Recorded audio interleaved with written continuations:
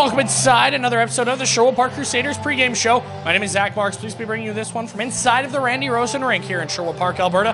Where just behind me, the Sherwood Park Crusaders are getting their morning skate underway as they get set to take on the Spruce Grove Saints. Now tonight will be Game 3 of their best-of-7 series with Spruce Grove. Sherwood Park finds themselves down 2-0 in the series after a pair of 3-1 losses at the Grant Fuhr Arena this weekend. Sherwood Park throwing as much as they could onto Zach Honesty, but just a goal in each game. Evan Arnold scoring the most recent one in the third period, cutting the lead down to 2-1, but a late goal from Breck McKinley was enough to push the Saints over the finish line and secure the 2-0 series lead for the Spruce Grove Saints. Now Sherwood Park comes home in a position they have yet to be in these playoffs, down by more than a single game. That being said, they have yet to lead in a series outside of winning Game 7 against the Oil Barons. So familiar territory, being down in a series. We'll see if they can come back here tonight in Game 3 in front of the hometown crowd, a crowd that had over 1,500 people in it for Game 7, and they'll look for a similar style of crowd here tonight as they look to climb out of this 2-0 hole they find themselves in here in the second round of the AJHL's North Division postseason. Now let's head to the pregame interview with head coach Evan McFeeters. Now he felt as he performed on Saturday night in Game 2 and how he's felt about the series so far as a whole. Joined now on the Crusaders pregame show by head coach Evan McFeeters, having a 3-1 loss in Game 2 in Spruce Grove. What did you make your team's performance on Saturday night?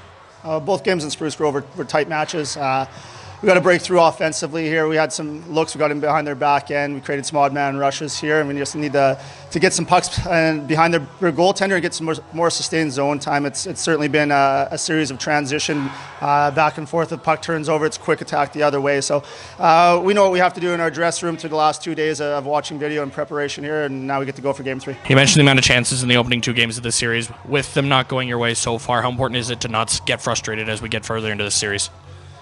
Well, our goal here is to keep the games as tight as possible and keep the series as tight as possible. And we were one shot away in Game 1 from tying it late. And then even in Game 2, we generated some pretty good looks in the third period. I thought the third period was our best game in Game 2. And yeah, absolutely. Like, if we score, we put some more pressure on them. But for us, it's making sure that we're defensively sound and we limit their odd man rushes against. And we take away their sustained zone time. So yeah, absolutely. It's important that we got to score goals. You got to score goals to win.